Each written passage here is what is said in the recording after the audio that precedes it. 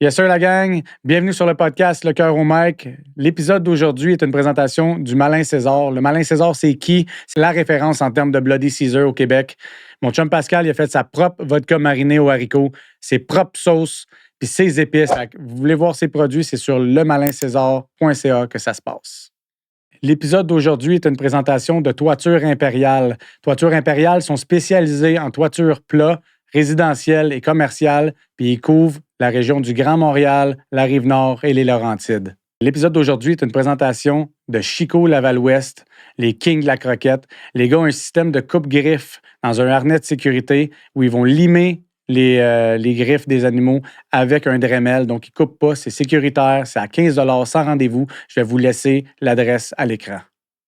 Bonjour tout le monde, bienvenue sur Le Cœur au Mic. Aujourd'hui, j'ai reçu Jess, une entrepreneure et maman de famille. On a échangé sur les enjeux de la société, de la spiritualité, puis plein de trucs inspirants. Fait que je vous souhaite une bonne écoute.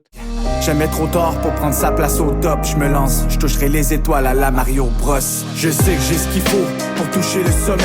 Depuis le jour 1, je le feel, c'est en moi ça sommeille. Je veux exprimer mes rêves pour inspirer les autres. Juste exister pour... Jess, bonjour. Allô? Merci d'être Allô, là. Merci à toi. Merci de te prêter au jeu, de venir passer du temps avec moi sur Le Cœur au Mic. Aujourd'hui, je vais te présenter comme une entrepreneure qui porte plusieurs chapeaux. Oui. Maman, naturopathe maintenant? Oui. Diplômée naturopathe. Oui. Entrepreneur, puis artiste. Donc, on va explorer cet univers-là. Je ne sais pas par où tu veux commencer, mais moi, je voulais savoir rapidement, avant d'être entrepreneur aujourd'hui, c'est quoi ton background? C'est quoi tu faisais de ta vie de tous les jours avant de mener cette belle vie-là que tu as bâtie de tes mains? Là? Avant, évidemment, si on part de l'enfance, j'étais plus artistique, j'étais plus dans le monde musical, la chanson et tout ça. Puis au fil du temps, j'ai fait un peu ma place. Mais évidemment, le monde de la musique, il y a beaucoup d'appelés, peu d'élus. Donc, voilà. Puis j'étais à l'université, donc j'ai bifurqué, j'étais à l'université. J'ai fait un bac en administration des affaires. Avec but de... OK, Mais tu as poursuivi des études en tant que tel. Tu es allé loin quand même dans ta scolarité, jusqu'à l'université, dans le fond. Oui, jusqu'à l'université. Parce que quand tu as une passion, on sait, comme je disais, il y a beaucoup d'appelés, peu d'élus. Puis par la suite, tu te dis, qu'est-ce que je vais faire? Je bifurque vers quoi? J'essaie des trucs, ça ne fonctionne pas. Fait que tu restes un peu dans le cadre. Puis à travers mon parcours universitaire, j'ai essayé plusieurs métiers. J'ai essayé de tailler ma place, de me dire, si je trouve l'endroit où est-ce que je suis bien à travers mes études, je vais juste peut-être pouvoir escalader des échelons puis être bien là-dedans. Mais la musique a toujours été ma passion première. Donc, c'était le plan A tout au long, dans le fond, pendant les études. Tu avais quand même... Jusqu'à l'âge de, je te dirais, 25 ans. Okay. Ça a toujours été un projet qui était là. J'avais aussi eu un gérant à l'époque. J'avais fait un vidéoclip sur YouTube. À l'époque, c'était quand même... C'était en 2012, 2013. J'avais été dans le top 20 C'est quoi? Nice, ça passait à la radio, à télé. Oui, j'ai eu un single qui s'appelait You and I. C'est encore sur YouTube? Oui, c'est encore là. Tu peux aller voir. Fait que, tu sais, là, je me disais, ça s'en vient peut-être enfin. Puis en même temps, j'allais à l'école. Puis finalement, ça n'a pas abouti. À quel moment t'as comme accepté que ça allait pas aboutir, mettons? Ah, mon Dieu, il y a eu... tu sais, il y a beaucoup... Il y a beaucoup de projets que tu entends, puis tu as de la déception. Puis là, tu te dis, est-ce que je vais vraiment vivre de ça aussi? Tu sais, c'est de voir, tu travailles acharnement sur un projet, mais tu vois la viabilité du projet. Même s'il y a des embûches, tu poursuis. Mais dans la musique, c'est que, est-ce que tu as ta place dans le monde artistique? Est-ce qu'ils veulent ton type de personne? Ensuite de ça, est-ce que tu peux faire vraiment ce que tu veux? Parce que souvent, ils vont un peu te modeler à ce que eux veulent. Mais à cette époque-là, il n'y avait pas beaucoup de réseaux sociaux. Ça a commencé graduellement. Aujourd'hui, tu peux faire ta tribune, tu peux faire des TikTok, tu peux faire peu importe, des Reels, puis te faire connaître. Puis au final, avoir un petit peu plus de pouvoir sur l'artiste que tu es. Mais c'est ça. À ce moment-là, j'ai lancé un vidéoclip. J'étais dans le top 20 C'est quoi? Puis au fil du temps, il y a des choses qui se passent en arrière-scène que tu te dis, est-ce que je vais là pour brimer un peu mes valeurs? Pas nécessairement. Avec ce que tu connais de la société d'aujourd'hui, puis comment tu vois ça, est-ce que tu penses que le destin a fait en sorte que, justement, tu ne deviennes peut-être pas cette figure publique-là parce que tu n'aurais pas été manipulable, puis comme commercialisé comme il aurait voulu, puis tu aurais étais réticente à tous ces changements-là? Aujourd'hui, à l'âge de 35 ans, peu importe le standing, peu importe l'argent, si mon cœur n'y est pas, si mes valeurs sont bafouées, je ne peux pas rester. Oui. À contre-cœur, si c'est pas aligné avec toi, tu le sens direct, c'est un no-go, puis that's it, that's Je peux all. juste pas. Je suis pas alimentée par ces choses-là. Je suis alimentée par ce que mon cœur me dicte, par mon instinct, par mes valeurs, au-delà de le statut ou la popularité ou... Ouais, t'aimes mieux être intègre puis être fidèle à tes valeurs que de flasher puis d'être comme une outil du système des artistes. 100%. Peut-être. Puis, 100%. Mais aujourd'hui, tu as du succès. Tu gagnes bien ta vie de ce que je vois avec tes multiples projets. Est-ce que tu penses que tu pourrais refaire une place à la musique, partager avec ta tribune qui te suit, puis peut-être même le faire à temps partiel? Parce que... Je vais revenir à, mettons, mon enfance, mes passions. Il y avait la musique. Puis il y a aussi eu la nutrition, qui est venue un petit peu plus tard, mais pas trop tard. Fait qu'il y avait comme ces deux axes-là. Mais je regardais le domaine de la nutrition, puis je voyais, exemple, faire une technique en diététique. Je voyais le travail qui venait après, c'est quoi je pouvais en faire. Puis je me disais, c'est pas aligné nécessairement avec moi. Il y a eu d'autres particularités de ce côté-là que j'étais comme, pas sûre. Fait qu'aujourd'hui, la musique occupe encore une place, mais plus dans l'amusement. OK. Tu ferais pas des vidéos, mettons, des TikTok de bouts de chansons, mettons? Des fois, c'est arrivé. OK. Oui, des fois, je vais chanter. Let's go. Ouais, ça va arriver. Mais c'est plus ma bataille, mon projet. C'est vraiment plus au niveau de la santé. Vraiment. Puis après la musique, mettons, quand tu as décidé que ce projet-là, ça allait pas aller plus loin, les études et tout, ça a été quoi le step d'après? Mettons, vers quelle direction tu t'es allé après ce... En fait, comme je disais tantôt, je faisais mon bac. Ouais. À travers ça, je faisais de la musique. Ouais. Finalement, j'ai mis ça de côté, j'ai continué mon bac, puis à travers ça, j'ai travaillé à la SAQ, j'ai travaillé dans le domaine automobile, j'ai travaillé pour un entrepreneur en ventilation, j'ai travaillé pour un entrepreneur général. Tu sais, j'ai cherché mon chemin. Tu te sentais jamais comme à ta place? Non. Comment tu pourrais décrire ce feeling-là qui prend toute la place dans ta tête quand tu te sens plus à ta place? Tu sais, mettons, là, tu comprends-tu? Pourquoi t'es plus bien? Là? C'est quoi? T'as-tu l'impression que tu aspires à plus grand, que tu peux pas, genre, t'as dit à tous les jours, je me lève à telle heure, faire la même chose tout le temps. C'est quoi la... Honnêtement, c'est dur à expliquer. Je pense que c'est une question d'énergie, c'est une question de valeur, d'ambition, tu sais, ça t'habite. Là. Je suis née sur Terre dans ce corps physique. Mon âme a une mission, puis c'est pas d'être dans un cadre. J'ai toujours été artistique, j'ai toujours eu un côté un petit peu plus bohème.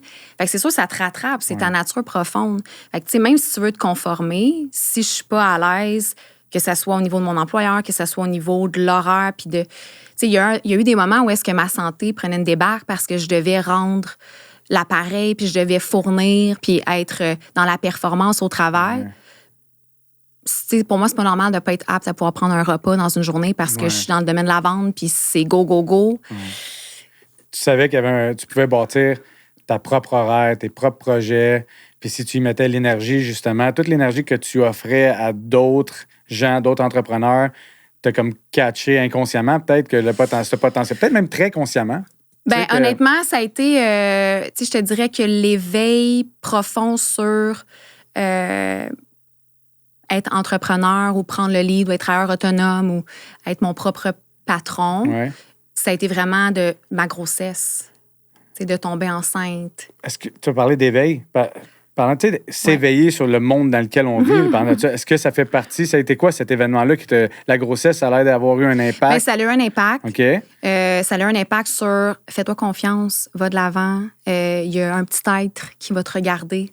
On dirait que j'ai comme, je sais pas, il y a eu un éveil à ce moment-là, puis je voulais être aussi autonome en tant que femme. Je suis en couple, ça fait 14 ans. 14 ans? Oui, mais ça merci, parce que fait c'est quand même de plus en plus bien rare. Ouais. Mais puis à ce moment-là, ça remonte à 2017. Je travaillais dans le milieu automobile. Finalement, j'ai bifurqué. Je suis retournée dans le domaine de la restauration, tout en faisant encore mes études. J'avais pas fini mes études. Je tombe enceinte. J'étais à l'université. Je travaillais dans la restauration, les bars. Mode de vie quand même assez difficile pour gérer les deux, non? Les horaires. Puis... Je veux dire, c'est en constante dualité. Là. Ça faisait pas de sens. Mais moi, mon conjoint, mon amoureux, lui, était... il avait sa job, il était stable, dans le cadre. Puis lui était rendu là. Puis on était rendu là au niveau de nos âges, au niveau de notre couple. Mais moi, en tant qu'entité, en tant que femme, est-ce que j'étais prête à tomber enceinte? Probablement, il n'y a jamais vraiment de bon timing pour ça. Mais ça a comme été un wake-up call de faire OK, là, on s'est essayé pendant un X nombre de temps, ça ne fonctionnait pas. Ouais. À ce moment-là, j'étais plus dans la stabilité parce que je travaillais dans un domaine qui était l'automobile et que j'étais stable. J'avais des heures, je faisais un bon salaire, tout était beau, mais ma santé en prenait un coup. Ça, c'est un autre détail. Puis par la suite, j'ai dû bifurquer de ce domaine-là. Puis là, je suis retournée un peu dans mes anciennes, dans un ancien travail où est-ce qu'il était... j'étais plus en mode étudiante, disons ça ainsi. Fait que c'est ça. Fait que le fait de tomber enceinte, d'être prête à ça, mais que les autres parallèles, les autres axes sont pas nécessairement alignés. Durant ma grossesse, il y a eu un cheminement qui s'est fait. Oui, parce que tu es devenue entrepreneur après d'être devenue maman. Ouais. Fait que, tu sais, toi, mettons, il y a des femmes qui vont utiliser... Comme ils vont dire, j'ai plus le temps à cause que j'ai des enfants. Qu'est-ce que tu dis à ça? Toi, tu l'as fait par après. C'est-tu un terrain glissant ou ton opinion? Ou... Mon Dieu. Mais tu sais, je pense qu'il faut se responsabiliser. Je pense que quand on a des rêves, on a des buts, on a des objectifs qui nous habitent, il faut y aller coûte que coûte. C'est sûr qu'il y a des choses qui peuvent arriver de façon impromptue, qui ne sont pas, pour moi, des excuses. Tu sais, ça peut arriver, là, une atrocité dans ta vie qui arrive, une grande adversité, puis qui fait que tu pognes une petite débarque, puis un déséquilibre qui se fait, mais ton quotidien ne devrait pas te freiner à. Puis nos enfants devraient être notre plus grande motivation. Je suis d'accord avec ça. Notre plus grande motivation de montrer puis de piétiner le chemin pour justement leur démontrer que c'est possible. Puis encore là, c'est correct d'être dans le cadre si on est bien. Là. Moi, c'est juste que mon parcours, c'est autre chose. Puis c'est d'être dans cet univers-là. Ben oui, tu n'accepterais pas de te lever à chaque matin puis d'aller de reculons à un travail qui ne te passionne pas, puis tu as choisi consciemment de bâtir autre chose, justement, pour tes enfants. Tu as 2 petites filles, si je me trompe pas. Oui, j'ai 2 petites filles qui déplacent de l'air. Ah, toi aussi? Non? Oh oui. Quel âge? 4 et bientôt 8 ans. 4 à 8? Hein? Est-ce qu'il y a un gap qui est plus facile entre 4 et 8? Qu'est-ce que tu veux dire en sens... Parce que moi, j'ai une 4 puis un 3. Oui. Puis c'est assez... Ils sont collés, là. C'est rock'n'roll des 2 bords, mais y a-t-il un moment de répit entre les 2, tu penses? Ou c'est juste des nouvelles phases? Justement, hier, j'ai eu une très belle soirée avec mes enfants. C'était chaotique. Ils sont tellement différentes de un. Ils ont tellement leur personnalité, sont différentes, ils ont chacune leur particularité. Comme je dis, c'est des tornades. Là, c'est loin d'être des plantes vertes. On va dire ça de même. Là. Tu sais, des fois, je vois des amis, je suis comme, voyons, ça n'a pas de bon sens. Mais c'est signe d'intelligence, être tannant, être allumé, être curieux. Moi, j'aime autant ça. Tu sais, j'aimerais... Ils se développent rapidement et tout, mais c'est nous, il faut comme les stimuler, il faut s'adapter à leur rythme. Tu sais, ils viennent nous imposer un petit peu leur rythme. Oui, totalement. On est là, on est comme, moi, je suis en contrôle, là, mais ça l'impacte une vie. Ça n'empêche pas qu'il faut que tu continues de travailler fort parce que tu fais ça pour eux, leur assurer un avenir, les subvenir à leurs besoins. Puis après ça, tu es brûlé de tes journées, mais il faut que tu leur consacres quand même du temps, il faut que tu leur donnes de l'énergie. Eux, ils n'ont pas à écoper de notre fatigue ou notre impatience. C'est difficile. Par l'impatience, moi, il faut que je travaille là-dessus. Les hommes, en général, des fois, vous avez de la misère avec votre patience. Oui, je les aime tellement. Par exemple, j'ai autant qu'ils peuvent me taper ses nerfs en 15 minutes que je m'ennuie à 2 heures de l'après-midi. Ouais, il y a comme un espèce de... C'est la plus belle chose. Puis comme tu disais tantôt, on n'est jamais prêt à devenir parent. Non. Jamais prêt à devenir parent. Puis comme tu disais, de porter son chapeau. Exemple, là, en ce moment, je travaille. Ouais. Quand j'arrive à la maison, moi, je travaille de la maison. Fait que c'est sûr que le pont entre les deux, il faut que je le fasse rapidement.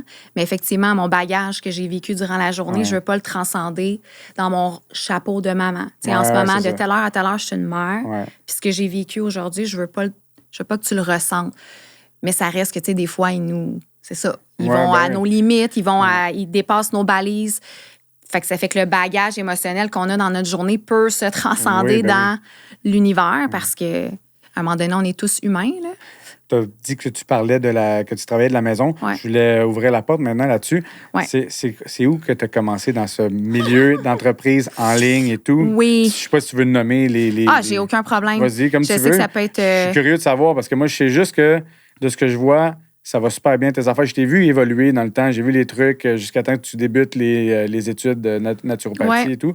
Fait que je suis comme curieux de savoir, tu sais, où ça a débuté tout ça. Ben en fait, enceinte, je quitte mon travail dans la restauration parce que j'ai pas le choix. Puis pour la viabilité de mon enfant. Puis par la suite, j'ai été apte à trouver un emploi malgré que j'étais enceinte parce que ça aurait été assez chaotique. Là, durant mon RQAP, je sais pas combien je faisais par semaine, mais c'était pas... je veux dire... Qu'est-ce que tu dis? Inspirant. Non, c'était pas... tu veux pas... T'aspires à plus, là? Je veux dire, t'aspires à plus, puis dans le fond, ce qu'ils font, c'est qu'ils prennent les 26 dernières semaines de ton emploi, puis ils font une moyenne de ça, puis là, tu commences avec je pense que c'est 70 puis après ça, 55 Bref, il y a comme 2 congés différents. Puis là, je voyais ça aller. J'étais comme, oh mon Dieu, comment je vais faire pour vivre? Ben, j'ai mon conjoint, il est là, il va participer, mais en tant que femme, puis je le dis parce que je sais qu'il y a plusieurs femmes qui vivent ça, un manque d'autonomie financière. Puis à ce moment-là, ça a été comme un peu j'ai toujours été indépendante, j'ai toujours été autonome. Depuis que j'ai 13 ans, 14 ans, je travaille. J'ai payé mes études, j'ai payé mon premier véhicule, mon deux. J'ai jamais eu d'aide vraiment financière à ce niveau-là. Puis là, de tomber un peu à la merci, j'ai trouvé ça difficile. Puis durant en fait, quand j'ai accouché en novembre 2017. En janvier, je recommençais l'université pour finir mon université en décembre 2018. Puis je voyais ma vie en tant que femme, ma vie en tant que travailleur, ma vie en tant que maman, mon conjoint qui est monteur de ligne et qui fait énormément d'heures d'overtime que je me sens un peu en... Ce qui est chez Hydro. Oui. Ouais. Fait que je me sens un peu monoparentale, mais en couple. Comment je vais valser dans tout ça, tu sais? Fait que voilà. Fait que durant... Quand je suis devenue mère... Pendant ton congé comme de maternité? Oui, exactement. Exactement. Durant mon congé maternité, j'avais une amie de vieille date, une connaissance plutôt. Là. C'était une amie à ma cousine qui faisait de la vente directe, qui faisait du marketing relationnel. Ouais. Donc, là, sur le coup, t'as regardé aller, t'es inspirée, elle est de la maison, elle a fait un bac en RH, elle est devenue maman. Tu sais, un peu, je voyais un petit peu mon portrait en elle. Puis, c'est elle qui m'a approchée. T'sais, on se connaissait, on se parlait. Là, c'était pas du cold messaging. Là. C'était pas froid. Là, c'était rempli d'humanité. Là, mais sûr que, juste pour mettre les gens en contexte, marketing relationnel. Marketing de réseau. Là. Oui, c'est ça, marketing de réseau. Les gens, il y a des gens qui vont appeler ça carrément les trucs pyramidales. Les pyramides de moi, j'en ai essayé des trucs du genre. Là, j'ai pas eu succès. C'est juste pour mettre les gens en contexte parce que quand tu as un produit en lequel tu crois, et que tu n'es pas gêné de mettre de l'avant puis que tu y crois, tu peux avoir du gros succès là-dedans. Là. Totalement. Si tu es une entreprise établie et tout, c'est juste pour mettre les gens en contexte, mais continue. Je vais pouvoir développer aussi sur la structure d'entreprise ou l'organisation. Là, mais c'est ça. Fait que j'ai été inspirée par cette femme-là. Puis elle est venue m'écrire à un moment donné. Elle m'a dit, Jess, je te vois vraiment faire ce que je fais. Tu sais, on parle. J'ai dit, regarde, je t'ouvre la porte. On peut se rencontrer. Je suis très méfiante. Je suis très analytique. C'est normal. Dans l'analyse, je paralyse des fois. Mais je suis une personne qui analyse beaucoup. Mais il y a aussi l'aspect, comme je dis, tu sais, entrepreneur, vouloir être mon propre patron. J'ai pas d'inventaire, j'ai pas de site web à faire. C'est comme une franchise que tu achètes, si on veut. Fait que voilà, qu'on s'est rencontrés. On a eu une bonne discussion. On était en mars 2018. Je nomme je suis comme... c'est le mois de ma fête. Puis je me suis dit, gars, je me fais ce cadeau-là. Puis j'essaye quelque chose que j'ai jamais essayé. Puis on verra où est-ce que ça mène. Mais si j'y adhère, je vais tout donner. Puis à ce moment-là, je suis aux études. J'ai ma fille, temps plein, à la maison. Et je bâtis mon organisation en vente directe sur les réseaux sociaux. Puis, est-ce que tu es à l'aise de nous dire, c'est-tu la même entreprise depuis le début? Maintenant, j'y suis plus. OK, t'es plus. On va bifurquer, mais on va... tout le long, c'était la même? Pendant 6 ans. Okay. Puis est-ce que tu es à l'aise de nous dire, c'était quoi que tu offrais aux gens comme service ou produit? En fait, c'est des produits de santé naturelle. Fait qu'en 2018, c'était aligné avec moi. Premièrement, je consommais des produits, que ce soit chez Shop Santé ou peu importe où, là, que ce soit n'importe quelle marque qui était alignée selon mes valeurs à ce moment-là puis selon mes connaissances à ce moment-là. Fait que je me suis dit, j'en parle déjà sur les réseaux sociaux. J'ai déjà une fille qui fait du CrossFit, je fais des stories. Je suis déjà dans la création de contenu, mais non rémunéré. J'inspire déjà des gens dans mon réseau, puis j'en consomme des produits. Au final, je fais la publicité pour ces gens-là. Ça faisait déjà partie de ton quotidien. Effectivement. Fait que là, tu t'es dit pourquoi pas en parler, mais avoir une certaine rémunération. Exactement. Si ça me fait du bien, je vais le partager avec les autres, puis par la bande, je vais faire des sous. Fait que tout était aligné, puis c'est ça qui t'a motivé à le faire. Exactement. Puis ça prenait comme... C'est à quel moment que ça a pris comme des proportions? Mettons que tu as vu le potentiel, puis tu as dit, oh, OK. Je te dirais qu'assez rapidement. Okay. Parce qu'en 5 mois, j'atteignais comme le 5e échelon de l'entreprise. Puis j'étais en plein sur... T'es trop humble pour dire c'est quoi le 5e échelon? Non, mais tu peux être fier, là aussi. Oui, très Il n'y a fier. personne ici qui s'en vient. T'es pas en mode je me pète les bretelles. C'est moi qui te pose les questions. Si t'es à l'aise d'y répondre puis de donner un aperçu, c'est juste pour... Parce que ça peut inspirer des gens aussi. N'oublie pas que le côté positif, mais c'est comme tu veux. Si tu veux pas y aller, on n'y va pas. Mais je veux dire, j'ai atteint un échelon qui faisait en sorte que je faisais un salaire beaucoup plus que ce que je faisais avant, dans des conditions où est-ce que j'étais pas bien. Là, j'étais alignée, j'étais bien. Je le faisais avec les bonnes intentions. Je voulais aider ma clientèle, je voulais aider mes partenaires de travail. Puis ça aussi, on peut démystifier sur la vente directe. Il y a plusieurs spéculations, puis il y a des gens qui ont des préjugés sur ça. Mais quand tu vois quelqu'un qui a du succès dans la vente directe, il y a un facteur chance dans la vie qui est très minime, on le sait. Sinon, il y a du gros travail derrière un succès. Puis il faut le reconnaître. Peu importe la structure, peu importe le chemin, le projet, s'il y a des résultats qui en émanent, c'est parce qu'à quelque part, il y a... Il y a une structure, il y a de l'organisation, il y a un travail acharné. Il n'y a personne qui va te dire demain, fais ça, il faut que tu le fasses, ton horaire, il faut que tu te lèves le matin. Il faut que tu entreprennes. Justement, tu ne veux pas qu'on te l'impose, mais il faut que tu te l'imposes au minimum à toi-même parce que si tu n'as pas de structure et tu es nonchalant dans ton travail, tu n'auras pas de résultat. Ça, tu l'avais compris clairement. Puis, oui, si tu traites ton projet comme un hobby, ça va rester un hobby toute ta vie. Là. Exact. Il y a une contraction à faire. Puis ça a été une grosse contraction parce qu'il ne faut pas oublier, j'étais aux études. Là. J'allais à Montréal. 2 jours semaine, j'étais à Montréal. Ça t'a-tu fait dire j'ai plus besoin de ça? Non, j'ai fini ce que tu avais à faire? Oui. Je me suis dit, c'est un bagage. Puis l'université m'apporte un bagage aussi structurel dans mes organisations, dans ma façon d'être un petit peu plus cartésienne. Ou, autant j'ai un côté très artistique, autant je suis très analytique. Fait que voilà, fait que ça... Puis la naturopathie, là-dedans, c'était vers la fin de ton parcours, mettons, que ça t'a donné envie d'aller chercher ça, ou c'est juste parce que tu avais envie d'aller... La naturopathie, j'étais à mon bac, puis j'avais déjà regardé les écoles qui offraient les cours en naturopathie. Il y a un moment donné, je sais pas où j'avais atteint, mais je voulais faire les deux en même temps. OK. Ouais. J'étais approuvée, j'avais eu mon entrevue. Là, je m'en allais, j'étais censée faire une entrevue à Montréal. L'école, je pense que c'était ESNQ. En tout cas, bref. 2 enfants à ce moment-là? On était à un an, OK. Ouais. Puis là, j'étais comme, c'est peut-être un petit peu trop. Là. Je vais finir mon bac, je vais bâtir ce que je suis en train de bâtir. Puis je verrai par la suite si j'ai de l'espace pour justement aller... faire mon diplôme.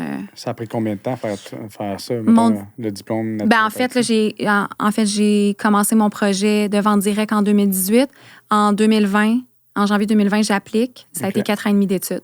OK, c'est récent? En fait, durant mon 4 ans et demi d'études, j'ai eu 2 diplômes plus mon dernier diplôme qui était ma naturopathie complète.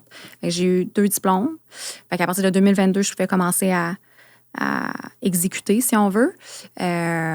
Mais ça a été 4 ans et demi d'études en étant maman 2 fois, puis tout ça. Ouais. Il n'y a pas d'excuses. Y a-t-il d'excuses? Il n'y a pas d'excuses. Il n'y en a pas. Il faut que tu fasses ce qu'il y a à faire. Il y a un processus pour tout le monde, pour avoir du succès. Il y a le facteur chance, à moins que tu gagnes à l'auto. C'est ça. On a la fâcheuse manie, je trouve, socialement parlant, de vouloir tout tout cru dans le bec, travailler le moins fort possible, en avoir le plus possible. Oui, puis de ne pas reconnaître le succès des autres en se disant il y a du travail derrière ça. On est dans une société il y a beaucoup de jalousie. À cause qu'il y a beaucoup... il y a beaucoup de jalousie parce qu'on est beaucoup dans le paraître aussi, tu sais. Oui. Les réseaux sociaux, le Je pense que les gens souffrent aussi beaucoup. Ouais. Tu sais, la souffrance fait souffrir les autres. Tu sais. À un moment donné, quand tu as de la peine, tu es colérique, ça va pas bien dans ta vie, bien, ça se peut que tu transcendes ça chez les autres puis d'avoir la capacité de, justement, répandre la lumière au-delà de la noirceur, bien, c'est quand même pas évident. Je pense que je t'avais préparé une question sur le sujet. Peux-tu me décrire à quoi ressemblerait une société en santé, selon toi? Hey, c'est une grosse question quand même, là. Mais en santé, mon Dieu, la santé a tellement d'axes. La santé. C'est vague. Je savais que c'était vaste, mais je me suis dit, tu peux parler autant de qu'est-ce qu'on consomme, que tu as vu que tout le monde pense que c'est bon, que c'est pas bon. Aussi, mettons, psychologiquement, si tu peux aller où tu veux. Je trouve que socialement parlant, il y a quand même un plan d'alourdir la fréquence énergétique, vibratoire des humains, du peuple, de la société, de nous diviser énormément. Beaucoup d'efforts mis dans les mauvaises nouvelles. Ah, mais ça, c'est... Tu sais, je veux dire, tu commences du développement personnel, c'est la première chose que tu dois faire. Ferme ta télé. Oui. Arrête d'écouter les nouvelles. C'est dévastateur. Énergétique. Oui, effectivement. C'est dévastateur. Même moi qui est conscient comme toi de ces affaires-là, je pouvais être à mon ordinateur dans le temps que mon ex, puis ça jouait en background. Puis j'entendais, ça venait me chercher. Ça venait me chercher, je demandais de fermer la télé. J'avais pas besoin de ça. Chez nous, on n'a pas de câble. On a les trucs pour les enfants, là, puis tout, pour mettre les films là, ou whatever. Mais pas de ça. Je te laisse continuer, mais c'est vrai que c'est lourd. T'sais. C'est très lourd. C'est du sensationnalisme. C'est souvent extrapolé. Puis c'est rare qu'il y ait du positif. Puis je trouve que dans notre éducation, on n'est pas dans la prévention. On n'est pas là pour enseigner les bonnes choses. On met de l'attention où est-ce qu'on devrait pas nécessairement en mettre comme on en met en ce moment. C'est un gros sujet. Là. On part de loin, puis le système, est-ce que le système veut réellement qu'on soit en santé, qu'on soit bien épanoui, souverain, riche d'esprit, riche d'argent? Je pense pas. Sinon, on apprendrait des trucs pour nous aider à atteindre ce genre de succès-là ou d'indépendance dans le système d'éducation, je crois. Là, on est comme drillé à devenir des employés en sortant. Qu'est-ce que tu veux? D'être un bon citoyen. Quel job tu veux faire en sortant d'ici, comme qui tu veux être, comme tout le temps d'avoir des idoles, jamais tes propres rêves qui sont mis de l'avant. Pas quel genre d'entreprise tu voudrais construire quand tu vas être grand. C'est comme qui tu veux être, puis quel emploi tu voudrais avoir. Puis je sais que c'est un sujet qui sort de plus en plus. Il y en a des fois qui sont mais c'est ça pareil. On coupe notre instinct, l'instinct d'un petit enfant. Là, on tombe dans le cadre, puis dans la programmation, puis justement dans le système éducatif. Puis je suis pas en train de dire qu'il n'y a rien de bon. Là. Je vais juste dire que, en général, la mission, c'est quoi? C'est-tu vraiment, comme tu dis, d'écouter nos rêves, puis de pousser, puis de... Non, c'est ça. On dirait que le système d'éducation, il s'adapte pas nécessairement avec les années. On dirait que c'est la même chose. Il y a des coupures dans tout. Oui, c'est ça. C'est peut-être il y a des coupures dans tout, mais il n'y a pas de coupure ailleurs. Où est-ce que, selon nous et selon moi et selon plusieurs personnes, j'ose imaginer, ça fait pas de sens. C'est de voir que notre argent est injecté dans des projets qui font absolument pas de sens. C'est notre argent. On n'a aucun pouvoir décisionnel où est-ce qu'elle va. Ça n'a aucun sens. Puis vu qu'on n'est pas instruit, les gens ne s'opposent pas à ça. On dirait qu'on est nonchalant. On est comme... c'est le même, qu'est-ce que tu veux faire? Qu'est-ce que tu veux faire? On voit la nouvelle, on est fâché 5 minutes, puis on continue jusqu'à temps que ça les impacte.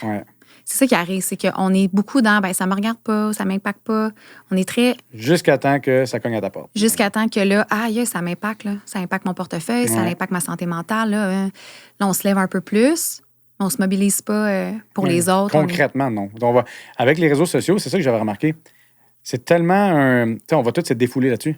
Ça fait blablabla, tu t'envoies ton statut de chiolage. On chiale. Tu as extériorisé, mais il n'y a rien de concret. Ça va avoir des likes, des commentaires, blablabla. Ça t'a libéré ça, mais concrètement, personne ne prend action. Fait que c'est comme un genre de... Ça l'absorbe, genre. Puis ça, c'est ça. C'est négatif pour nous. Parce que s'il n'y avait pas ça, t'as comme pas le choix d'aller voir ton monde. Hey, tu trouves pas que ça fait du sens, ça, non? Puis là, le monde, il se regroupe, il se rassemble, puis ils prennent action là. C'est tellement un outil qui est dans des situations importantes et nous désavantage, je trouve. Mais il pourrait nous avantager totalement. Mais au contraire, on dirait que, justement, on reste dans le virtuel, puis... j'en ai eu des belles conversations avec des gens que j'ai jamais rencontrés, là. Mais de là à dire on se mobilise, puis on prend action, puis on... Mais même encore là, les gens se mobilisent, puis on dirait que... Est-ce qu'on apporte réellement le changement? Les gens en haut, Oui, c'est ça, exact. Ils vont te mettre des bâtons dans les roues assez rapidement. Puis à un moment donné, on choisit comme nos combats ou notre façon de contribuer au positif. J'ai été un peu dans cette bulle-là de dénonciation pendant X nombre de temps.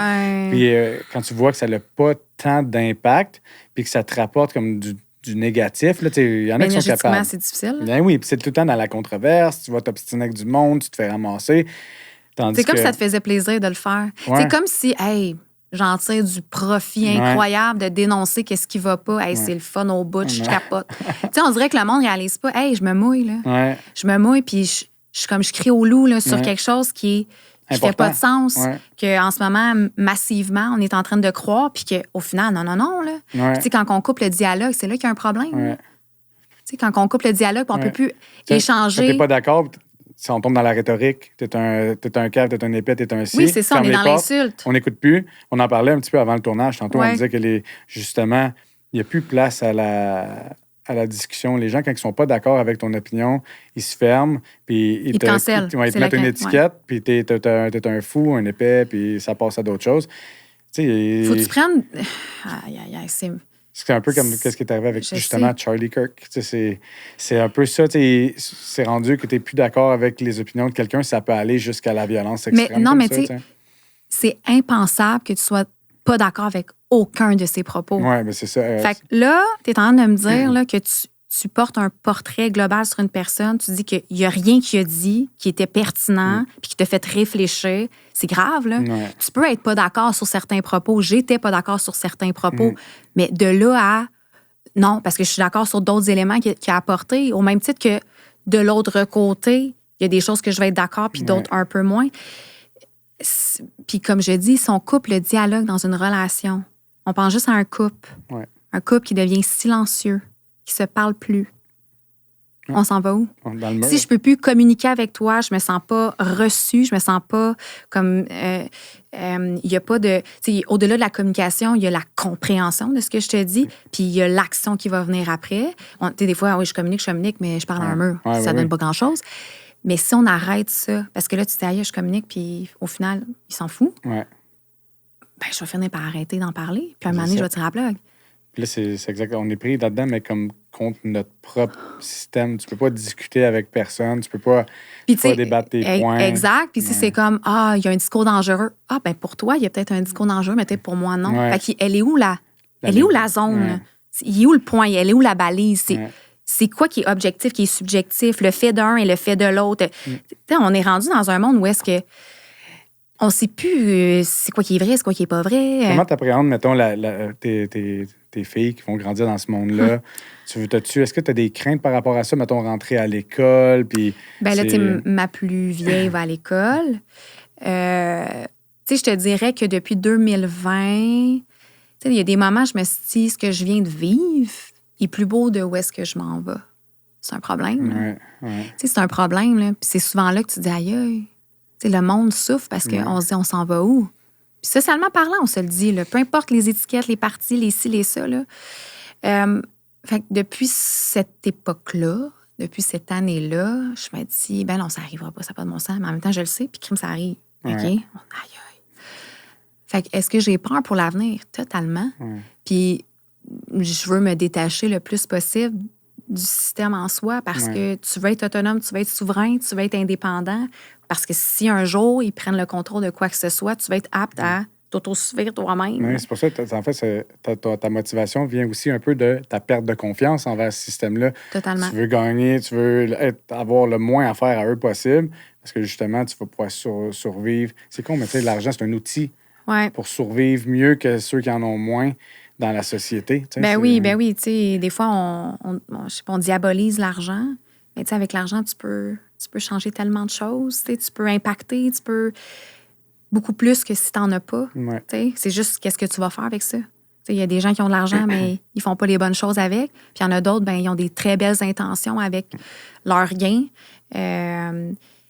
Puis oui, il faut être indépendant monétairement, puis pas dépendre du système. Mais en ce moment, plus le système a le contrôle sur nous, puis on est dépendant de certaines organisations, puis certaines subventions. On est de plus en plus à la merci. Fait que c'est difficile de cracher dans la main qui te nourrit. Puis on dirait que c'est ce qu'ils font, appauvrir le peuple. Oui, bien, tranquillement, on dirait que c'est la disparition de la classe moyenne qui est en train de se produire sous nos yeux. Comme là, ils ont annoncé encore, je pense que c'est 17% la bouffe qui monte là, le mois prochain ou je sais pas quoi. Hey! Mais c'est comme les impôts. Tout, ça monte drastiquement, ça reviendra pas. Ça reviendra plus après, même si ça. Les impôts, c'est censé être temporaire. Ben oui, c'est après la guerre. Là, tu comprends, c'est le même pattern qui fonctionne over and over again sur nous, puis qu'on accepte. On accepte, tant qu'on accepte, mais on se laisse. Non, les fourmis continuent à faire rouler la fourmilière. Là. Oui, puis tout ça.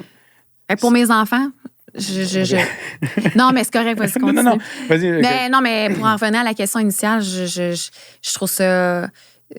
Je sais pas. Mais l'intégration à l'école, est-ce que as-tu remarqué un changement chez les autres enfants? C'est-tu plus violent, méchant qu'avant ou ça se passe bien? C'est difficile parce que je suis pas à l'école. J'ai du mal à moi me dire à l'âge de ma fille, Everly, est-ce que c'était comme ça? Est-ce qu'il y a vraiment une tangente? Je le sais pas. Mais je pourrais pas dire, mais j'ai quand même vu des professeurs, les enseignantes qu'elle a eues, qui ont fait du beau travail. Okay. Son enseignante l'année passée, je l'ai trouvée merveilleuse. Cette année, j'ai un bon feeling sur la personne. C'est au-delà du cadre. Ces gens-là essayent de transcender quelque chose dans leur classe. Puis je pense qu'il y a des gens qui font très bien leur métier. C'est avec un échange avec le professeur. Oui, beaucoup d'échanges. Tu as ressenti que la personne était vraiment des belles intentions. Okay, oui, belles intentions et tout ça. Puis l'année passée, j'ai eu beaucoup d'échanges avec l'enseignante parce qu'Everly a quand même des particularités. Okay. Comme je disais tantôt, j'ai pas des enfants très simples. Mais non, mais c'est vrai, des fois, on parle des traumas de jeunesse, mais il y a les traumas de parents aussi. Là. Ça paraissait que tu sortais les gants blancs. Tu sortais les gants blancs pour dire... elle a des particularités. Oui, parce que ma fille, il y a eu des moments où est-ce que... On a fait des ateliers de la gestion des émotions. Il y a eu des moments où est-ce que j'avais aucune ressource. Là. Je savais plus quoi faire. C'est-tu ce que tu me parlais un peu, comme tu avais eu dans les dernières années? Tu me dis que tu as eu des trucs avec l'école, justement, comme des... C'est ça, l'école, l'année passée, j'ai eu beaucoup de conversations avec l'enseignante parce que il y a eu des situations avec d'autres enfants où là, c'est-tu ma fille qui se fait intimider ou c'est qui a créé la dispute ou c'est quoi le dénouement? Moi, je suis pas là sur le terrain, mais là, ma fille revient à la maison puis elle a une charge émotionnelle incroyable. Puis il y a quelque chose que je dois comprendre là-dedans. Fait que oui, j'ai rencontré le directeur 2 fois l'année passée. Tu sais, comme... On est en début là, de son année. C'était elle qui causait les situations? Je te dirais que c'est un peu du... ça a du caractère, mais l'autre avait du caractère. Okay. Fait que ça crée une polarité. Mais... Vu que tu n'es pas là pour voir, tu peux pas vraiment savoir. C'est difficile pour moi. Puis je suis une personne de justice, même si je t'aime de tout mon cœur, puis que tu es mon sang. Si tu fais quelque chose de pas correct, je veux le savoir. Moi, l'intégrité, c'est important. Le respect. Fait que, des fois, il y en a que c'est comme, c'est mon sang, je vais le défendre. Non, moi, c'est la justice avant tout. C'est des belles valeurs que tu veux lui inculquer. Comme ça, si elle ne sera jamais surprotégée, si elle est dans le tort, il faut qu'elle le sache pour être capable après de reconnaître les mauvais patterns puis d'être gentille avec les autres de tout le temps. Totalement, puis je ne veux pas la mettre dans la ouate. On apprend dans l'adversité, on apprend dans les échanges, les situations, les contextes X. Alors, c'est important qu'elle vive ces situations-là pour forger la personne qu'elle sera. Puis moi, en tant que parent, c'est à moi d'intervenir. Puis, fait que j'ai fait mon travail, mais tout pour dire que je la connais, je sais comment qu'elle peut être à la maison. Fait que qu'est-ce qui s'est passé? On s'explique. Fait que là, on bifurque, là, mais on parlait comme socialement, les enfants. T'as une inquiétude. J'ai quand même je sème mon jardin avec les plus belles graines imaginaires pour avoir des fleurs et des beaux légumes. Puis des fois, j'ai l'impression qu'il y a juste la mauvaise herbe qui pousse. Là.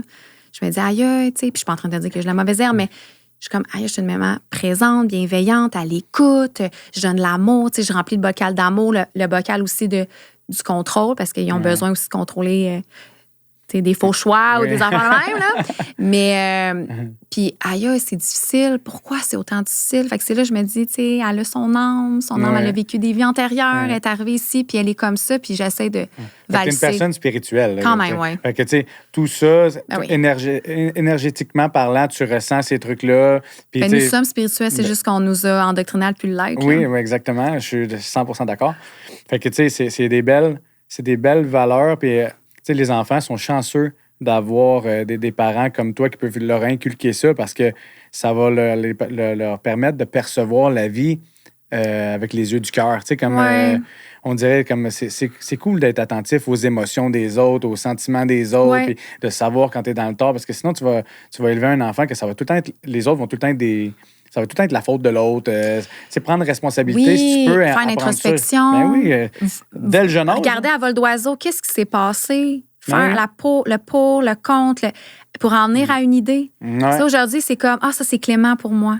On dirait, mon instinct m'en va vers là, c'est clément pour moi, fait que j'adopte ça. Mais j'ai pas été voir de l'autre bord. Mais ça, c'est pas fou non plus, tu sais. Hey, ce que tu viens de me dire, j'avais pas pensé à ça, mais finalement... Fait que là, développer leur esprit critique, carrément. Comme, penser par soi-même. Oui, exactement. Puis au début, si, mettons, ta fille t'arrive un jour et elle dit « Maman, c'est vrai, peut-être que j'ai pas été gentille avec tel ami aujourd'hui. Oui. Hey, félicitations. Bravo. C'est s'excuser. Comment ça a été? As-tu fait un geste réparateur? Penses-tu que ça y a fait de la peine? Oui, demain, tu iras la voir, tu t'excuseras. Mais tu sais, c'est quand même un avantage d'avoir ces valeurs-là, d'inculquer dès le jeune âge. Parce que... Puis je le vois que c'est pas ça partout. Puis c'est ça qui arrive, quand tu arrives dans le système de l'éducation, ça prend un village pour éduquer un enfant. Puis là, tant que tu n'es pas à l'école, tant que tes enfants ne sont pas à l'école, ben tu gères un petit peu ton foyer. Il n'y a pas trop d'impact à gauche, à droite. Fait que tu inculques tes valeurs, puis comment tu vois la vie. Puis quand tes enfants arrivent à l'école, ben là, il y en a un qui dit ça, il y en a un qui me dit tel mot, qui, exemple, jamais été dit à la maison. Ou, mettons, au niveau de l'alimentation, la nutrition, mais là, mes amis ont des Oreos, puis ils ont des pâtes douces, puis moi, je suis comme, mais non. Je veux que tu nous dises quelque chose là-dessus, des trucs que tout le monde prend pour du cash, que peut-être t'as appris en cours de route. On peut y aller comme globalement, mais... Tu sais, fait que là, t'es OK, c'est là que le village éduque l'enfant. C'est là que là, OK, là, je suis dans la société, puis là, il faut que j'essaie de contrer certaines façons d'être ou de faire. Tous mes amis font ça, mais si tous tes amis ont des mauvaises habitudes, comment, moi, je suis la mère pas cool, là, t'empêcher de faire comme tes amis? Ou je suis... C'est ça.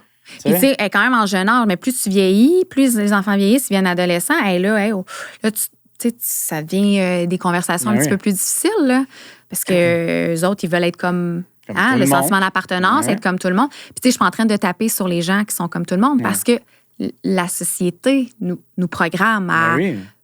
Tu sais, ce qu'on vit, là, moi, je dis tout le temps ça, c'est un reflet de la conscience collective. Exactement. Fait que si la conscience collective, si la majorité vit dans la haine, dans la colère... Dans la division, Puis tu sais, il manque d'amour de soi.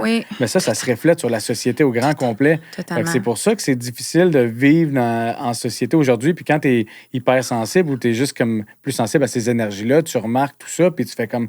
C'est difficile de naviguer dans un monde comme ça qui est pas aligné nécessairement avec moi. Puis on passe par un processus assez rempli de solitude. Quand tu t'éveilles à tout ça, parce qu'il y a un processus à ça, il y a sûrement un événement, toi, qui t'a comme plus ouvert les yeux sur... qui t'a développé ton côté spirituel, là, un événement ou quelque chose que tu as vécu, un défi dans ta vie qui t'a ouvert. À travers l'adversité, si tu fais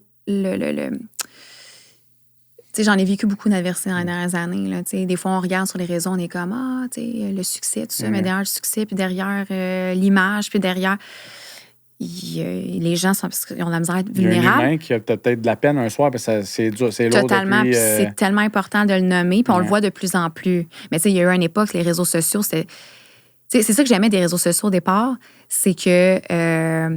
on s'éloignait de la télé, on s'éloignait du léché, on s'éloignait du calculé. Puis là, on est revenu un peu dans tout est beau, tout est wow, tout est stagé. Puis là, on revient un petit peu plus dans le naturel, j'ai l'impression. Puis c'est ça, c'est important de montrer la vulnérabilité puis de montrer nos adversités, nos combats derrière un accomplissement. Là, j'ai perdu mon idée, je sais pas où est-ce qu'on... Super. J'ai une question qui a rapport pendant qu'on est dans tu parlais d'éveil puis de... Oui, c'est ça. Puis j'ai une question par rapport à ça qui est plus spirituel. Tu vas voir. Oh là là. Tu vas voir, c'est... OK, est-ce qu'il y a une... On y va dans le spirituel, OK? Est-ce qu'il y a une théorie que que tu ne peux pas prouver, mais à laquelle toi, tu crois avec conviction. Je te donne un exemple. Pour venir, parce que moi, j'ai entendu ça récemment en plus, puis je l'ai pris parce que je trouvais ça tellement... Ça résonnait avec moi. Mettons, les idées, c'est des entités vivantes qui cognent à ta porte. T'sais, mettons, quand on a une idée soudaine, c'est des entités vivantes, mais qui ne t'appartiennent pas. Fait que, tu sais, mettons, tu peux te lever, tu sais, quand tu te lèves dans la nuit, tu as une idée, un flash de quelque chose qui serait merveilleux, ça cogne à ta porte. Si tu ne l'écris pas quelque part, ou tu le notes pas, ou tu ne le mets pas, elle va aller ailleurs parce qu'elle cherche à se réaliser. Tu vois ce que je veux dire? Elle va aller dans un autre esprit, mettons. Oui, parce que tout part d'une idée. Tout part d'une idée avant de se matérialiser dans la vie. On a tellement de pensées. Combien qu'on a de pensées par jour? Je pense que c'est 7 000, je ne sais plus. Là, je sais pas, puis je ne commencerai pas à compter parce que, ouf! On n'a pas fini, mais je sais que c'est... Tu comprends-tu le concept de la question? C'est genre... Ça, c'est plus dans le monde spirituel. Moi, je pense à ça comme les idées, c'est comme des entités vivantes. Il y a une cognée à notre porte. Si tu la saisis pas, elle va aller à une autre porte, elle va pour se faire réaliser. Ouais. C'est comme dans... Y a-tu une théorie spirituelle? Comme, mettons, ça peut être autant la loi de l'attraction, une superstition, quelque chose que toi, tu crois dur comme fer, sans vouloir l'imposer aux autres. Mettons, il n'y a rien qui te vient. Ça se peut qu'il n'y a rien qui te vienne. Bien, il n'y a rien qui me vient. C'est vraiment au cours, comme je disais, adversité, la vie, les signes, les messages, l'intuition, l'instinct qui parle. OK, je suis à la bonne place, plein d'heures miroirs. Tu sais, comme il y a... Puis Question de perception. Question de perception. Tu pourrais le voir comme des coïncidences, mais pour toi, c'est des signes. Oui, c'est des signes. Puis, comme je disais tantôt, tu sais, à travers la noirceur, tu sais, à un moment donné, tu n'as pas le choix d'aller vraiment intérieurement pour rester dans la lumière, puis de justement pas répandre la négativité que tu peux vivre. Puis je pense qu'à quelque part, il y a quelque chose de spirituel là-dedans, il y a quelque chose qui est comme plus fort que soi. Mais j'ai pas une théorie X par rapport à la spiritualité. Pour moi, c'est comme dans mon cheminement, je le vois dans mes enfants, je le vois dans des choses que j'ai pu lire puis j'y crois que nous sommes esprits spirituels. C'est quoi ton livre qui t'a impacté le plus? Et je te dirais que j'ai lu beaucoup de recherches, de lectures, de statistiques. Je suis une fille très analytique, mais un livre qui m'a marqué, c'est plus des phrases qui me marquent. C'est plus... je pourrais pas dire un livre non. C'est rare, hein? Ouais. Des fois, les gens ils ont comme... Mais il y a des quotes à gauche, à droite, dans des lectures, que ça te marque. Il y a des quotes. J'ai lu la puissance du subconscient. J'ai lu... mon Dieu, il m'échappe. Là. Il y a comme 2 livres que... Est-ce que tu as lu Le pouvoir du moment présent? Non, mais le moment présent, pour moi, c'est comme un muscle. Il faut que tu l'entraînes à tous les jours. Puis c'est une des raisons pourquoi toutes les adversités que je peux vivre ou dans une journée, il s'est passé ça, comment je fais pour, mettons, avoir mon chapeau de maman puis être dans le moment présent, bien, c'est justement ça. C'est de pas être dans le passé, de ne pas être dans le futur. Ouais, trouver tes petits trucs. Puis c'est de se coacher. C'est comme un muscle. Ouais. C'est pour le voir comme d'une façon plus... Mais c'est carrément vrai ce que tu dis. Puis tant qu'à moi, la 2020, ça a été mon année difficile, mais... Le moment présent, là, quand j'ai lu, mettons, Le pouvoir du moment présent, il y a du monde qui a de la misère à assimiler l'information, mais tout ce qui est dépression puis anxiété, basé sur le passé, basé sur le futur, que tu te projettes ou que tu te ramènes pour te faire revivre. Tu sais, le passé, c'est ça, c'est que c'est dépressif parce que tu te fais revivre des émotions que tu te rappelles. Fait que tu te remets en situation où tu n'étais pas bien.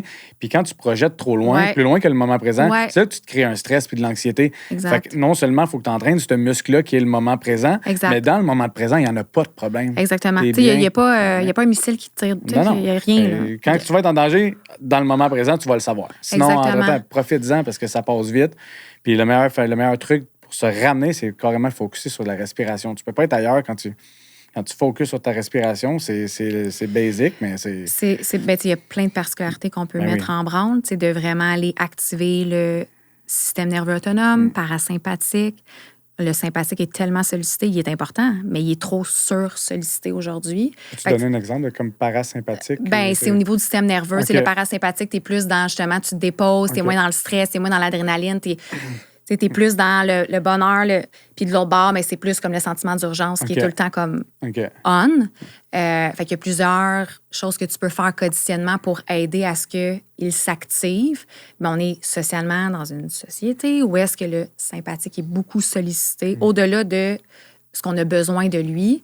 Puis je me répète, le moment présent, c'est vraiment une prise de conscience. C'est tu dois... Aïe, je suis pas dans le moment présent en ce moment. OK. Tu sais, c'est de le travailler, c'est d'en être conscient. Ça devient un réflexe de te ramener. Oui, parce qu'effectivement, émotionnellement, l'anxiété et la dépression, comme tu dis, est dans le passé ou dans le futur. Puis après ça, bien, il y a d'autres éléments au niveau hygiène de vie qui peuvent affecter ce qui se passe ici, là, au niveau de la flore intestinale, etc., etc.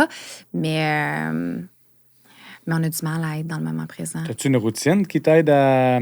ou des genres de rituels que tu te fais à toi-même pour te garder cela ou prendre soin de toi des... J'en ai plusieurs. Tu veux-tu en partager quelques-uns? Des respirations profondes, chanter, murmurer.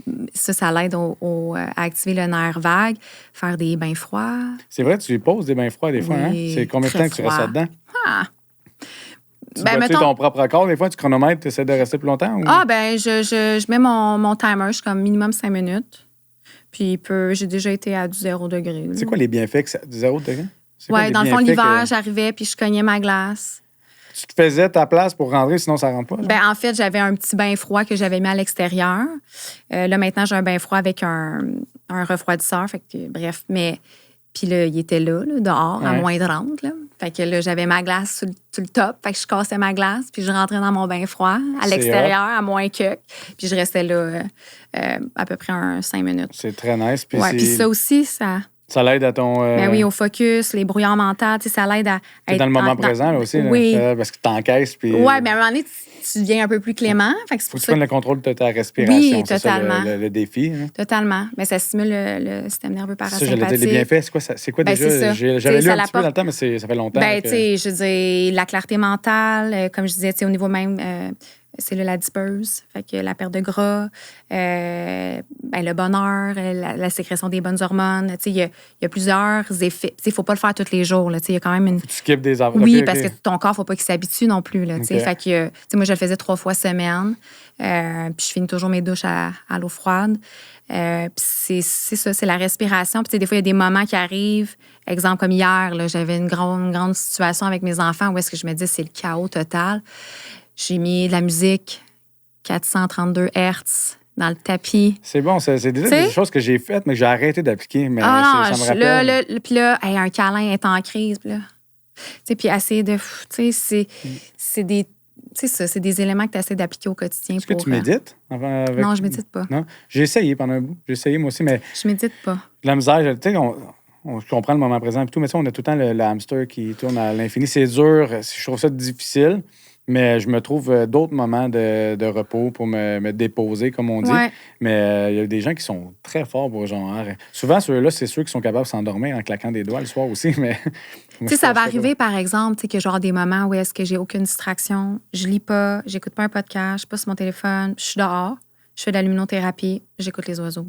Ça a l'air d'être dans ta routine quand même quotidienne. Hein? Oui, quand même. Quand on s'est parlé, tu étais dehors, puis il me semble des fois dans tes stories, tu es dehors en train de le faire. Oui, pour moi, c'est important d'avoir un moment de peu déconnexion. Probablement, j'ai aucune notification sur mon téléphone depuis 5 ans. 0. Je suis pareil. 0. Probablement, à un moment donné, c'est trop. Surtout quand tu travailles en ligne. Puis aujourd'hui, même si tu ne travailles pas en ligne, un courriel, un message texte, j'essaie le moins possible, pas de son. Y a-tu une heure où est-ce que tu décroches la job et que tu dis...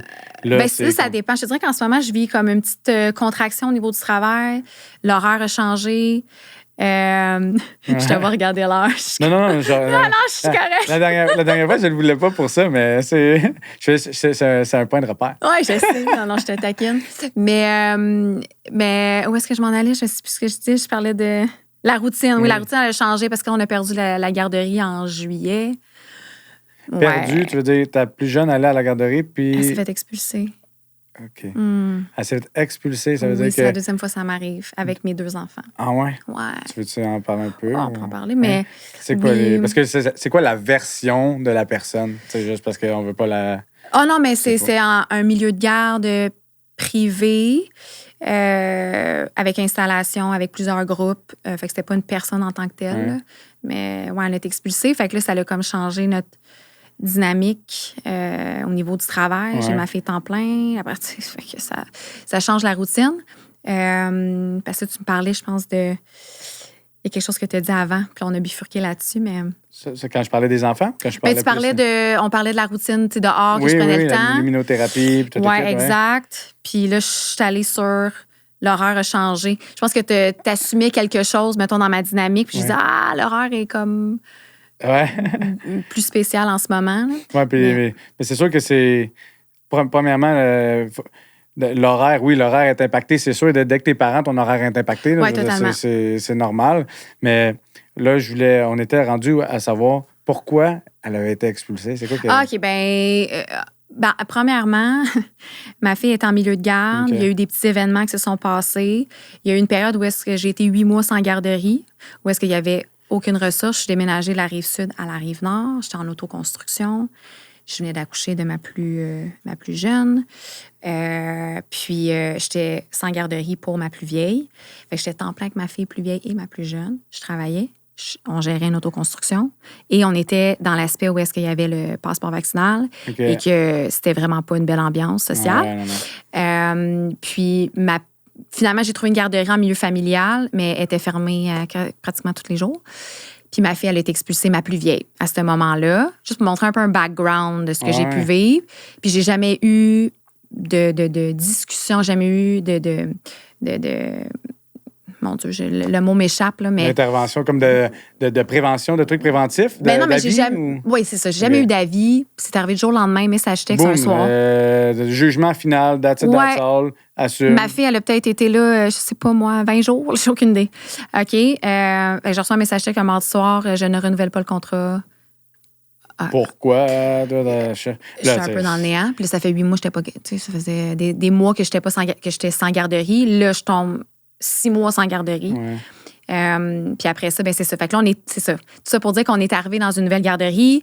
Ma plus vieille, elle a commencé. Après ça, ma plus jeune, elle a commencé. Il y a eu des petits événements qu'on a dit, mais en même temps, ça fait 6 mois que tu n'as pas de garderie. Là, ta productivité a dû être impactée par ces trucs-là. Puis après ça, c'est là, on n'est jamais à l'abri. Ça peut bien aller pendant des mois, des années. On n'est jamais à l'abri d'un événement comme ça. C'est ça, tu sais, comme quand je disais, les excuses, il y a des choses qui arrivent que, là, c'est pas une excuse, c'est comme, c'est une situation précaire.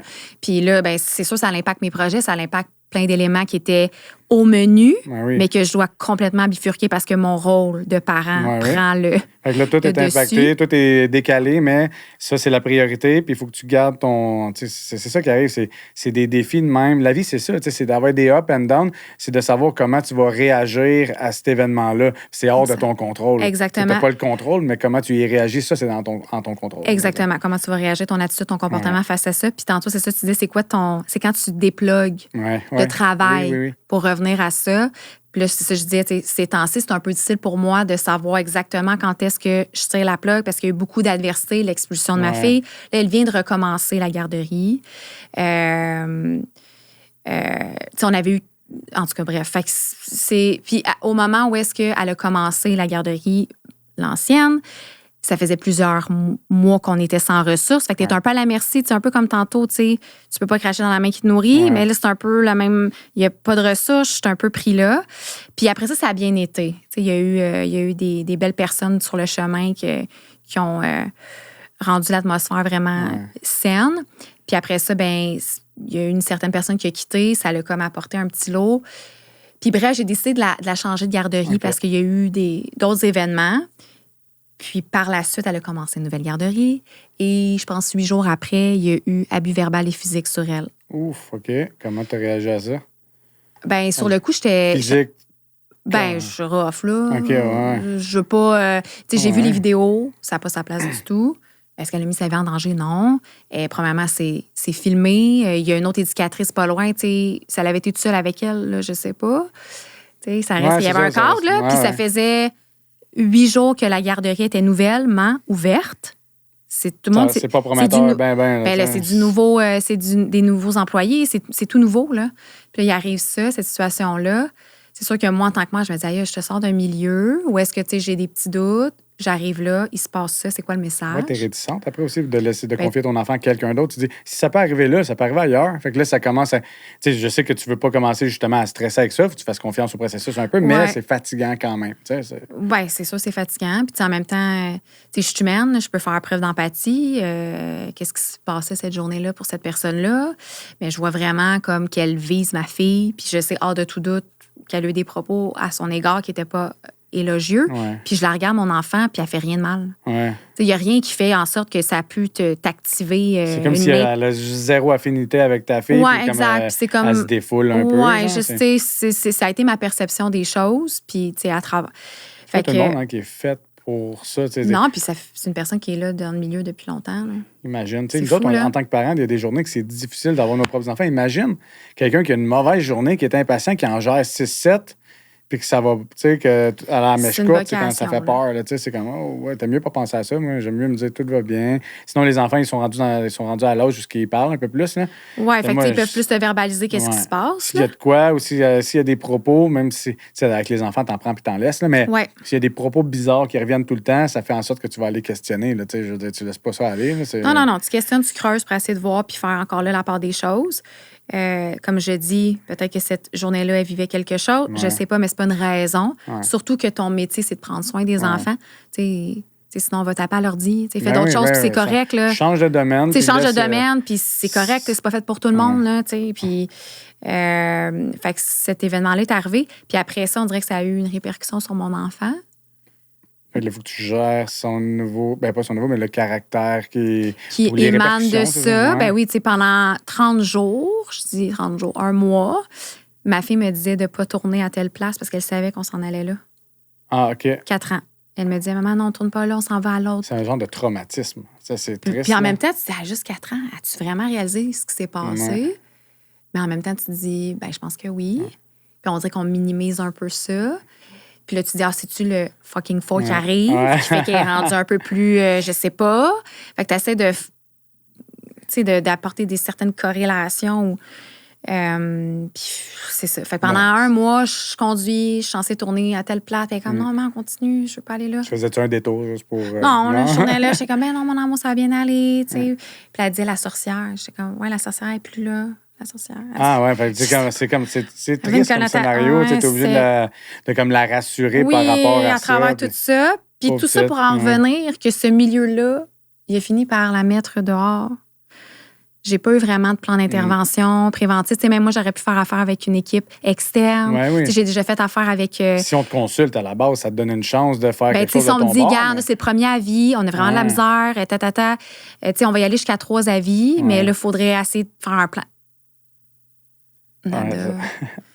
Je vais regarder mon petit carton pour voir si j'ai une question avant de terminer ça, parce que je veux pas qu'on manque quelque chose de pertinent. Oui. OK, attends un petit peu. J'ai-tu fait... Parce que je pense qu'on a fait quand même... Ah oui, celle-là, je voulais te la poser avant qu'on close. C'est quel genre de sacrifice que tu as dû faire, toi, pour bâtir ta vie d'entrepreneur avant de devenir maman, puis tout ça? On a bifurqué, comme tu dis, jusqu'à là. Mais je voulais savoir, c'est quoi les sacrifices que tu as dû faire pour mettre en place tout ça? Premièrement, c'était pas avant d'être maman, parce que c'est comme... C'est pendant, c'est vrai. Ouais, c'est pendant. Mais mon Dieu, mettre du temps, de l'énergie. Environnement aussi, as-tu perdu des amis en cours de route, ou c'était tout... Tu sais, j'ai commencé la vente en ligne en 2018. Je me suis fait un cercle d'amis aussi à travers mon organisation. Socialement parlant, j'étais plus dans l'univers à mon chum parce que j'étais sur la Rive-Sud. Moi, je viens de la Rive-Nord. J'ai été 11 ans sur la Rive-Sud. Après ça, je suis revenue ici sur la Rive-Nord. Mais non, je suis quand même une fille qui est très bien dans ma solitude. Je suis bien avec moi-même. Puis, une fois de temps en temps, je sors, puis c'est bien correct, mais je suis capable de dire non sur des choses qui m'éloignent de mon but, de ma mission, de ma cible. Fait que, ça a été beaucoup de temps, beaucoup d'énergie. Me coucher à des heures qui n'ont pas de sens. Puis, en même temps, j'étudiais. Il y avait beaucoup de choses en même temps. Des sacrifices. Je veux dire, tu as une cible, tu as fait un choix, c'est une décision. Je sais pas comment qu'on... ne pas se choisir, c'est un sacrifice aussi que tu fais à tous les jours. De te lever le matin, de ne pas être bien, c'est un sacrifice. D'aller de l'avant puis d'avoir un employeur que t'aimes pas la mission ou la vision de l'entreprise, c'est un sacrifice. Je sais pas. C'est juste... J'ai suivi mon instinct. Si je twist ça comme pour un mot de la fin, qu'est-ce que tu dirais à une femme qui est dans ta situation, maman, qui aimerait ça, débuter quelque chose qui ne fit plus dans le moule? Qu'est-ce que tu aurais à donner comme conseil à une femme qui a envie de sauter dans le vide, mais qui hésite par peur de... moi, j'ai sauté dans le vide, dans quelque chose qui était quand même structuré. Je n'ai pas bâti de A à Z. Je suis arrivée, il y avait un concept, j'ai été de l'avant, je suis devenue distributrice, je suis devenue travailleur indépendant qu'on appelle. Mais à travers ça, j'ai forgé l'entrepreneur que je suis aujourd'hui. En ce moment, je suis naturopathe. Il faut que je bâtisse. J'ai bâti mon site web, mon image de marque, mes réseaux sociaux, mon message, ma mission. Où est-ce que je me niche dans mon service? Bâtir des programmes. Il y a plusieurs choses que tu dois mettre de l'avant. Mais c'est surtout de trouver ta mission, ta passion, qu'est-ce que tu aimes. Puis de voir là-dedans les parts de marché. Mais moi, de mon côté, c'est très instinctif. Ça a toujours été la musique et la nutrition. Je voyais des avenues qui n'avaient pas de sens. J'ai bifurqué. Mais aujourd'hui, je suis revenue à ce qui m'habitait à l'époque. Puis c'est de trouver ce que tu aimes à la base. Ce que tu aimes à la base. Puis c'est sûr de ne pas tout lâcher du jour au lendemain. Ça va être des heures. Tu vas travailler, mettre ton temps plein pour quelqu'un, puis le soir, tu vas revenir, tu as ton chapeau de maman, les enfants vont se coucher, tu vas aller travailler, tu vas aller ouvrir ton laptop, tu vas écrire des idées, Puis c'est d'oser, puis de t'exposer, puis de prendre parole, puis... Parce que là, il y a aussi les gens, on a misère, il y en a qui... Ah, mais j'ai jamais fait une vidéo, j'ai jamais fait un reel. Sortir de sa zone de confort. Sortir de sa zone de confort, tirer l'élastique. L'élastique est comme ça, mais à un moment donné, là, plus tu l'étires, plus tu deviens confortable. Puis arrête d'être dans le regard des autres. Qu'est-ce qui te freine à parler à la caméra ou c'est qu'est-ce que les gens vont penser? Le jugement de Roger que tu n'as jamais vu de ta vie, que techniquement, on calisse un peu de son avis sur toi, mais c'est tout le temps ça, la peur du jugement. Oui, mais c'est parce que tu vas être aimé, adoré pour les mêmes raisons que des gens vont te détester. C'est très vrai. Puis il y a des gens qui t'aimeront jamais, peu importe ce que tu fais. On peut pas plaire ils t'aiment pas.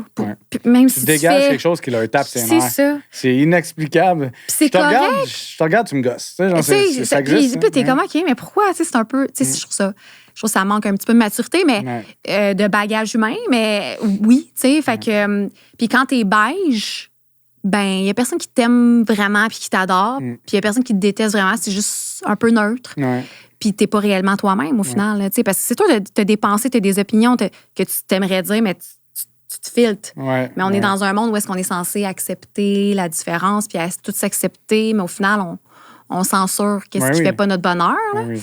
C'est très bien expliqué. Je trouve que il n'y a pas vraiment du secret. Il faut que tu y ailles avec... Il y a une partie de ça que c'est du feeling aussi, mais c'est juste... Il n'y a pas de bon moment pour commencer aussi. Fait juste... Prends action. Oui, prends action, puis sois organisé. Mets tes idées sur papier, développe ta vision avec clarté, puis à travers ça, comme dit, un petit moment à l'extérieur, pas stimuler. Des fois, on dirait que quand on est dans l'inaction, puis on est vraiment juste dans l'être, on a l'impression qu'on perd notre temps. Au contraire, ça remplit ton énergie, puis là, t'es comme, aïe, là, ça va bien. J'ai pris un moment pour moi, j'ai pris une demi-heure, je retourne devant l'ordi, on dirait que mon cerveau, il est... on dilue le fait d'être juste comme dans le moment présent. Écouter les petits oiseaux, pit, pit, pit. Comme ça fait du bien. Mais on le fait pas. Puis on est aussi dans un monde où est-ce que c'est dur de le faire. Il faut vraiment que tu le... Puis on est tous rushés, mais c'est comme tu as tellement besoin de te perdre dans un... Juste pour survivre. C'est tellement... Je sais, on est dans... Ça gruge ton énergie juste en mode survie. On est toujours en mode survie. À quel moment tu te déposes? Exactement. Trouve-toi des trous. Change tes priorités. Déjà là, c'est ça. Change tes priorités. C'est quoi ta cible? C'est quoi ton but? Peu importe ce qui se passe, continue, malgré les adversités. Et j'en ai vécu des adversités dans les dernières années. Moi, je me disais, 2025, c'est mon année. C'est comme une année de renouveau. Là. Il y a comme quelque chose au niveau spirituel et bref, là, numérologie, mais... Puis, il y a eu l'expulsion de ma fille. Je tombe sans garderie. Il faut que je remanie mon horaire. J'ai mon beau-frère qui s'est passé ce qui s'est passé. Ouais, tu sais, fait que ça donne un choc. Puis malgré... Puis tu sais, je suis un peu dans une structuration de mon entreprise en naturopathie. C'est comme je disais, moi, j'ai lâché la vente directe, que j'étais 6 ans avec la même entreprise parce que je n'étais pas alignée. Oui, mais c'est ça. Tu sais, comme je disais tantôt, le cœur, quand il n'est plus là, il a beau avoir un standing, un statut, un rang, de l'argent. Si je ne suis pas alignée, je ne peux pas poursuivre. Puis au fil du temps, de 2018 à aujourd'hui, mes connaissances se sont peaufinées. Tout ce que je connais sur la nutrition, les produits naturels, sont-ils vraiment naturels? Tu sais, comme, tu comprends? De faire OK, non, ça, les gens pensent prendre ça en supplémentation puis s'aider, puis au final, ça les aide pas. Puis quand est-ce que tu le prends? Est-ce que tu le prends avec un anti-élément? Est-ce que tu absorbes réellement? Il y a tellement d'éléments, plein de notions qui sont venues à travers mes études, à travers mes prises de conscience depuis 2020, qui fait que je me suis désalignée cette organisation-là puis que j'ai bâti avec tout mon cœur. J'ai tellement bâti, j'ai tellement donné de temps dans cette structure-là. Puis aujourd'hui, je m'aligne avec des entreprises que je sais qu'à long terme, ça va être aligné avec mes valeurs. Puis la naturopathie, ben, tu sais, je suis dans le montage de tout ce que je vais offrir qui demande énormément. Les gens qui veulent avoir accès à tes services, ils peuvent te rejoindre de quelle façon si les gens ont envie de discuter? Bien, discuter, je suis une personne qui discute beaucoup par audio. Je suis dans la personnalisée. Tu sais, aujourd'hui, on déshumanise beaucoup, je trouve. Là. On est beaucoup dans le gros volume. Puis moi, j'essaie tout le temps de garder un peu ce sentiment-là de connexion avec la personne avec qui j'échange. C'est sûr, il faut apporter un peu de structure pour pas non plus... Mais s'ils veulent te trouver, est-ce que tu as un site Internet ou sur oui, j'ai un site Internet. C'est comme si tu veux te plugger, là, parce que au moins, ils vont pouvoir avoir accès directement. Oui, j'ai un site Internet qui s'appelle Mon équilibre par Jessica Nantel. Puis j'ai Instagram, Facebook, j'ai TikTok, mais c'est pas vraiment sur TikTok que j'échange. Jessica Nantel sur les réseaux sociaux. Exactement. C'est important pour moi que tu puisses au moins... C'est mon vrai nom, c'est mon nom.